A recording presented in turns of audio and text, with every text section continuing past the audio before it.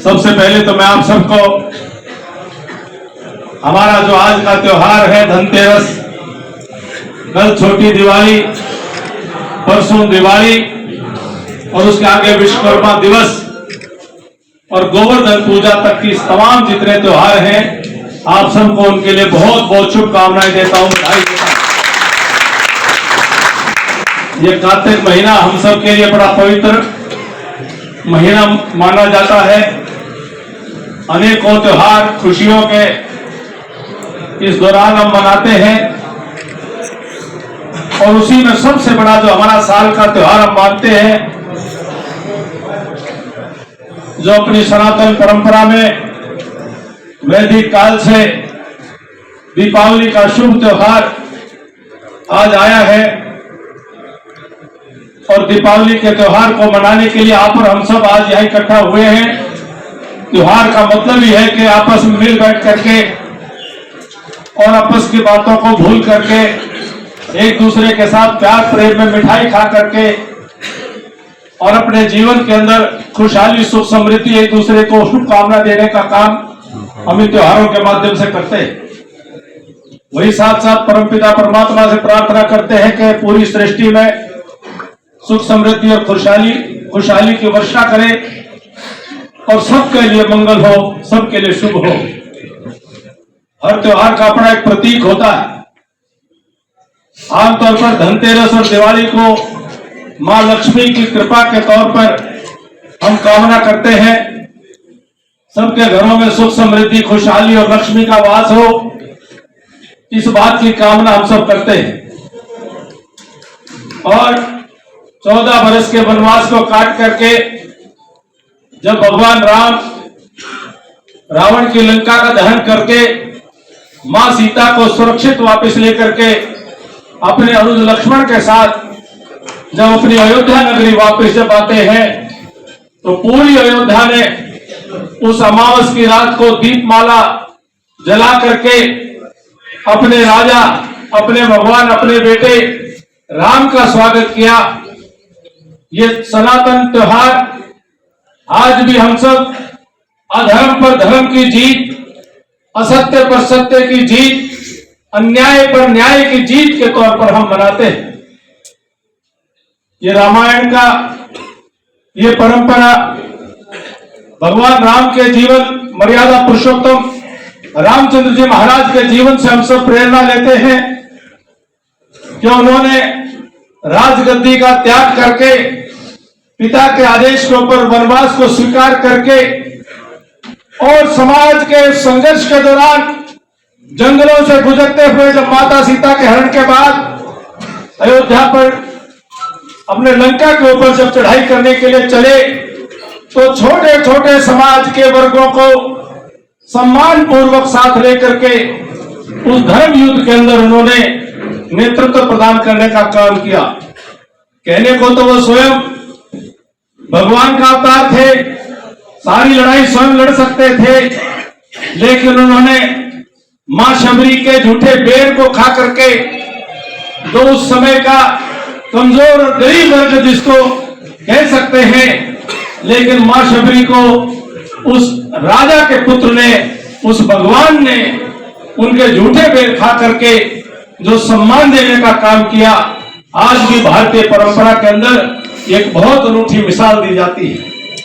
वही तमाम कभी किसी मल्ला के नाव पर सवार होकर के उस मल्ला की मदद लेकर के आगे बढ़ते हैं, और तो और जटायु जैसे पक्षी रूप में उनका भी साथ और सहयोग लेने का काम हुआ। कहने का तात्पर्य यह है कि त्योहार हम मनाते हैं दीपमाला जगा करके, पटाखे बजा करके, मिठाई खा करके, लेकिन त्योहारों के पीछे की जो मूल भावना हमारे पूर्वजों ने बताई, हम कई बार उसको स्मरण करना भूल जाते हैं। मूल भावना है कि जब जब धर्म युद्ध लड़ना होगा, जब जब न्याय के लिए युद्ध करना होगा, जब जब सत्य के लिए संघर्ष करना पड़ेगा, तब तब 36 बिरादरी को साथ होना पड़ेगा, सबको साथ मिलकर के। जब सब एक होंगे, एक होकर के जब अपनी सच्चाई के लिए लड़ाई लड़ेंगे तो आपकी जीत को कोई रोक नहीं सकता। आज भी वही समय है कि हम सब इस बात को स्वीकार करें, हम सब सर्व समाज का हिस्सा है। हमारे पूर्वजों ने गांव खेड़े, ये 36 बिरादरी का एक कुटुंबा परिवार हर गांव के अंदर बसाने का काम किया। हमारे पूर्वजों ने बड़ी समझ बुद्धि के साथ हमारी परंपराओं को डालने का काम किया। गांव की बहन बेटियों को, पूरे गांव की बहन बेटी का दर्जा दे करके गांव के बटेऊ जमाई दामाद को पूरे गांव के जमाई बटेऊ दामाद के तौर पर सम्मान करके ऐसी परंपराओं को डालने का काम किया हमारे पूर्वजों ने। जिस प्रकार का जातिवाद का जहर घोलने की कोशिश आज के समय में होती है, मैं उन लोगों को बताना चाहता हूं कि हमारे पूर्वजों ने अगर ये जातिवाद को स्वीकारा होता तो अलग अलग जातियों के अलग अलग गांव बना देते, इकट्ठे बसाने की जरूरत नहीं। हमारे पूर्वजों ने सब गांवों को एक गुलदस्ते के तौर पर बनाने का काम किया और हजारों सालों तक इस माटी के ऊपर एक सांझी संस्कृति को आगे बढ़ाने का काम किया। आज के युग में जब शिक्षा और आगे बढ़ी है, जब पूरे विश्व में जब देशों की दीवारें कम हुई है, जब सारा संसार इकट्ठा होता हुआ दिखाई दे रहा है, आज के युग में और ज्यादा महत्वपूर्ण हो जाता है कि हम आपस की दीवारों को तोड़ करके हम एक होकर के, और जो हमारे बुजुर्गों ने कहा था वसुधैव कुटुंबकम, कि एक परिवार और एक बिरादरी और एक गांव ही नहीं, एक देश ही नहीं, बल्कि पूरा वसुधैव, पूरा संसार ही तुम्हारा परिवार है, पूरा विश्व तुम्हारा परिवार है। विश्व बंधुत्व की परंपरा, पूरे संसार के भाईचारे की परंपरा का संदेश भारत ने विश्व गुरु के रूप में पूरी दुनिया को दिया। आज दुनिया के अंदर अशांति है, आज यूक्रेन और रूस के अंदर संघर्ष चल रहा है, आज अरब के देशों के अंदर संघर्ष चल रहा है, आज अफ्रीका के देशों के अंदर भी संघर्ष चल रहा है। पूरी दुनिया के अंदर इस अशांति और संघर्ष के काल में अगर मानवता किसी एक संस्कृति और देश की तरफ टकटकी लगा करके देख रही है तो नरेंद्र मोदी जी के नेतृत्व में उभरते हुए भारत की तरफ आज पूरी दुनिया देख रही है। ये पूरी दुनिया में अमन, शांति, चैन, भाईचारे का संदेश देने का काम अगर कोई कर सकता है तो वो भारतवर्ष कर सकता है। आज पर्यावरण का संकट है पूरी दुनिया के ऊपर। आज पर्यावरण के संकट के कारण से बदलते हुए मौसम की आज तकलीफें और कष्ट हम झेल रहे हैं, महामारियां फैल रही हैं, उसका समाधान भी कहीं पर मिलता है तो भारतवर्ष की आम जीवन पद्धति के अंदर जो हम किसी भी चीज को व्यर्थ नहीं जाने देते, हम हर चीज का इस्तेमाल पूरी तरह से कर लेते हैं। पर्यावरण जो उसकी सुरक्षा हमारी संस्कृति में है, वह भी आज पूरा विश्व भारत की तरफ देख रहा है। दीपावली के इस त्योहार पर जो भारत की सनातन संस्कृति का हमारा त्योहार है, हम केवल मात्र अपने आप को, जैसे मैंने कहा, खुशियां मना करके अपने त्योहार को पूरा नहीं करेंगे। हम मां लक्ष्मी को आवाहन करेंगे कि मां लक्ष्मी हमारे देश में, हमारे प्रदेश में, हमारे क्षेत्र में, हमारे हर घर में आकर के मां लक्ष्मी आपका वास हो, मां लक्ष्मी आपकी कृपा हो, मां लक्ष्मी आप सुख समृद्धि और खुशहाली की वर्षा करें, दान करें। ये आज का त्योहार है। क्या मां लक्ष्मी हमारे कह देने से, हमारे दीप जला लेने से, हमारे पटाखे चला करके मिठाई बांट लेने से मां लक्ष्मी की कृपा हो जाएगी? हमारे पुराणों के अंदर कथा आती है कि मां लक्ष्मी का अगर अपने घरों में वास कराना है तो मां लक्ष्मी की एक शर्त होती है। मैं कोई बड़ा विद्वान तो नहीं, मुझसे श्रेष्ठ प्रकांड पंडित विद्वान यहां बैठे हैं, लेकिन एक छोटा सा छात्र हूं। मां लक्ष्मी की एक शर्त होती है, मां लक्ष्मी का वास वहीं पर हो सकता है जहां पर मां सरस्वती की कृपा हो। जहां मां सरस्वती का वास हो जहां पर विद्या शिक्षा और संस्कार हो, जहां पर पढ़ाई लिखाई अच्छी होगी, वहां पर मां लक्ष्मी आएगी। मां लक्ष्मी की शर्त है कि जहां पर पढ़ाई लिखाई नहीं होगी, जहां पर शिक्षा सभ्यता विद्या और संस्कार नहीं होंगे, तो मां लक्ष्मी वहां रह नहीं सकती है। इसीलिए जब पहले 5 साल के अंदर जब आपको हरियाणा की सरकार में अपनी भूमिका निभाने का मौका मिला, तो मैंने समझा कि मेरे हल्के में दिवाली तब मनेगी जब मां लक्ष्मी आएगी, और मां लक्ष्मी जब आएगी जब मेरे हल्के में शिक्षा आएगी, विद्या आएगी, संस्कृति आएगी। इसीलिए ये 4 कॉलेज, 4 ITI और स्कूलों का निर्माण, ताकि मेरे इलाके के बेटा बेटी जो 10वीं 12वीं के बाद कॉलेज के पढ़ाई के सपने लेकर के ही रह जाते थे, लेकिन वो पढ़ाई नहीं कर पाते थे। कोई अपनी बेटी को इलाके के अंदर बहू के रूप में भेजने में संकोच करा करते थे कि इनके ना तो पढ़ाई का आगे में सिलसिला है, ना आगे कुछ और। आज जिस परिवार को ये पता है कि भाई नानंद के इलाके में बेटी ब्याही जाएगी, तो अगर परिवार आगे पढ़ाने वाला होगा तो नजदीक में पढ़ने के लिए बहू के बेटी के साथ बहू के लिए भी तो वो दिवाली बनाने का सपना हमारा, उसको लेकर के ये स्कूल और कॉलेज से शुरुआत करते हुए ये सड़क से पीने के पानी से लेकर के, अस्पतालों से लेकर के, पशु अस्पतालों से लेकर के, हमारे इलाके के अंदर जो विकास का काम, बिजली के सुधार से लेकर के आप सबने सरंजाम किया। खेलों की सुविधाओं का एक बड़ा ढांचा आप सबने बनाया।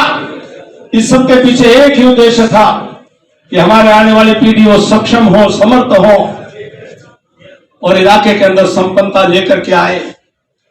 जब इलाके के लोग पढ़े लिखे होंगे, अच्छी सड़कें होंगी, बच्चों में, नौजवानों में योग्यताएं होंगी, बिजली की व्यवस्था सुचारू होगी, हमारी संस्कृति व सभ्यता बेहतर होंगी, तो बाहर का आदमी अपने पूंजी लगा करके, पैसा लगा करके उद्योग और फैक्ट्री कारखाने खोलने की हिम्मत कर पाएगा। और जब उद्योग कारखाने फैक्ट्री लगेंगे तो तब जाकर के लक्ष्मी का सही मायने में वास होगा। हमने यही सोचा था कि पढ़ लिख करके काबिलियत के आधार पर ये जो 5 साल के अंदर से हम सबको थोड़ी इस बात का मलाल रहता है कि ये बाजी हाथ से निकल गई, कोई बात नहीं, कहीं ना कहीं परमात्मा जो करता है ठीक करता है। हम सबको कोई ना कोई परमात्मा ने सबक देना होगा, और सबक परमात्मा ने जो चाहा है वो लेना भी चाहिए। जो मेरे स्तर पर जो कोई बात मेरी कोई ना समझी थी, मुझे भी समझनी चाहिए। मेरी कोई गलती थी, मुझे भी समझनी चाहिए। मेरी कोई कमी है तो उसको समझ करके मुझे भी दूर करना चाहिए। और हमारे अपने जो ये परिवार बैठा है, हमारे स्तर पर भी कोई कमी रह गई हो, वो भी आपको और हमको मिलकर के उस पर विचार करना चाहिए कि क्या कारण है। ये मेरा इलाका इतना भोला भाला, सीधे सच्चे सादे लोगों का इलाका, इसको बाहर के लोग ठगी ठोरी करके ले जाते हैं, बड़ी बड़ी बातें कह करके। वो बातें मैं कह नहीं सकता हूं, त्योहार का भी दिन है और जैसा भी है, मजबूरी का हो कि जरूरी का हो, साझा भी है, तो बहुत सारी बातें कहीं भी नहीं जा सकती हैं। लेकिन कुल मिलाकर के बात यह है कि हमारे लोग भोले भाले, बहका लिया जाता है और अपने पर जोर चलता है तो अपने का नुकसान भी कर लेते हैं। मैं कहा करता हूं, शिकारी अपना जाल फैलाएगा, शिकारी के जाल में मत फंसना। मैंने कहा था ना, सोने के अंडे देने वाली मुर्गी वो पाड़ पोस करके ही अंडे निकाले जा सकते हैं, उसकी गर्दन काट करके अंडे नहीं निकलेंगे बीच में से। मैं कहा करता ये सीता रूपी वोट का ये मारीच राक्षस हरण करने के लिए आएंगे, जरा इनसे बचना। लेकिन मारीच राक्षस वो अपने खेल खेल करके हमारे इलाके के साथ जो दुर्भावना के साथ काम किया, मुझे पूरा विश्वास है कि मेरे इलाके के लोग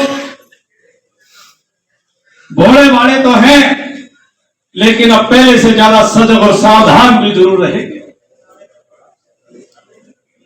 जो 14 से 19 तक चंडीगढ़ के अंदर नानंद हल्के की पंचकुला से लेकर पलवल तक जो चमक और आप सबकी जो एक आप सबका एक स्वाभिमान था, आज धनतेरस के दिवाली के शुभ अवसर पर आप सबके इस परिवार के बीच में कहता हूं, संकल्प लेकर के कहता हूं कि दिन दूर नहीं है, पहले से ज्यादा कई गुना आपकी ताकत हरियाणा के अंदर चमक।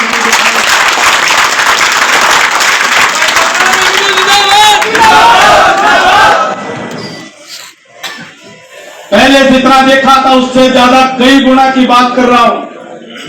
अब छोटी मोटी बात नहीं कर रहा हूं, कई गुना की बात कर रहा हूं। और आप सबको कमर कसनी है, क्योंकि बहुत सारे षड्यंत्र जैसे पहले हुए, ये राजनीतिक क्षेत्र है, इसके अंदर षड्यंत्र कई लोगों ने उसको आचरण का हिस्सा बना लिया है। पीठ में छोड़ा और षड्यंत्र की उनकी एक रवायत रही है, उनका इतिहास रहा है। हमने अपने सदाचार को, अपने आचरण को बचाते हुए इतनी सावधानी तो रखनी है कि कोई हमारी पीठ के अंदर छुरा ना घोंप पाए, क्योंकि छाती पर वार करने की तो हिम्मत किसी की है नहीं हमारे सामने आके। जो धोखा देने का काम होता है, मेरा आप सबसे निवेदन है कि दिवाली के त्योहार पर, यह युद्ध में विजय का प्रतीक का त्योहार भी है, और युद्ध में विजय प्राप्त करने के बाद राम राज्य की स्थापना का संकल्प का त्योहार भी है।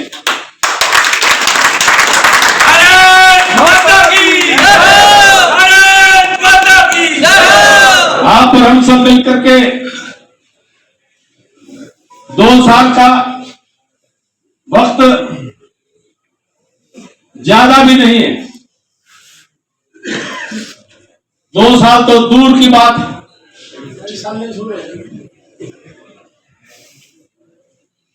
2 साल का वक्त ज्यादा भी नहीं है। मास्टर फूल कुमार जी ने, मास्टर चंद्र प्रकाश जी ने, डॉक्टर राज जी ने बड़ी प्रेरणा से कुछ बातें कही। मैं आपको बड़ी ईमानदारी से कहता हूं कि मेरा राजनीति के अंदर मेरा जो कोई परिवार और कुटुंबा है वो आप ही हैं। मैं कोई 4 पीढ़ी की विरासत लेकर के नहीं खड़ा, मैं कोई 10-10 वो परिवार और वो सारा वो कुटुंबा वो सौदा लेकर के नहीं खड़ा। मेरा तो जो परिवार है, मेरी जो विरासत है, मेरी जो कुछ भी है वो पोती है, वो आप सब हो, और आप सबका प्यार है, आपका स्नेह है, आपका प्यार है। मैं उतना ही ठाडा हूं जितनी ताकत आपके अंदर है, और मैं उतना ही कमजोर हूं जितनी कमजोरी आप रख पाओगे, रख दोगे। कमजोर रहेंगे नहीं। कोई छोटी मोटी मेरे में कमी भूल रही हो, इंसान हूं, इंसान गलती का पुतला होता है। कोई इंसान ये क्लेम नहीं कर सकता कि वो परफेक्ट है।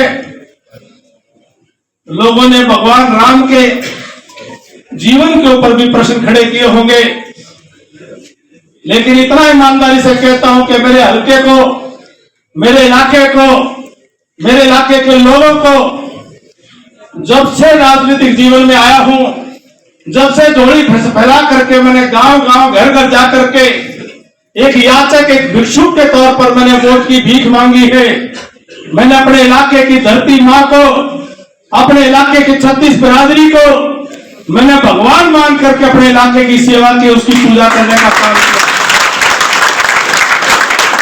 मेरी ईमानदारी के अंदर कोई एक इलाके के प्रति कोई एक रत्ती भर भी कभी कोई खोट नजर आए, कभी मन्नू का इलाके में मोह नहीं है, तो आपका सर और आपकी जूती और मेरा सर, इलाके का एक एक कण कण के विकास की सोच रखते हुए, एक एक इलाके का बच्चा बच्चा मेरा आगे बढ़े, रात दिन इस सोच के साथ सरकार में हूं तो नहीं हूं, यूं मत सोचना कि अभिमन्यु सरकार में नहीं है तो दुखी होकर के घर बैठ गया होगा। मैं फौजी आदमी हूं, कमांडो रहा हूं, दुखी होने का मेरा स्वभाव नहीं है, लेकिन खाली बैठने का भी मेरा स्वभाव नहीं है। तड़का तड़क उठ करके रात दिन यही दिमाग में होता है, एक एक दिन जो जाया गया है, अगली बार राम भगवान मौका देंगे तो एक दिन में 5-5 दिन का काम फिर से करना है अपने इलाके का।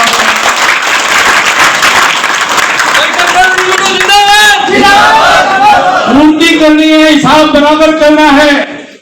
तो यूं 1 मिनट के लिए भी मत मान लेना, मेरी कागज और कलम आज वो सरकारी फरमान जारी नहीं कर सकती है तो कोई बात नहीं, लेकिन मेरी कागज और कलम आज अपने इलाके की योजना बना सकती है, वो बनाने का काम किया।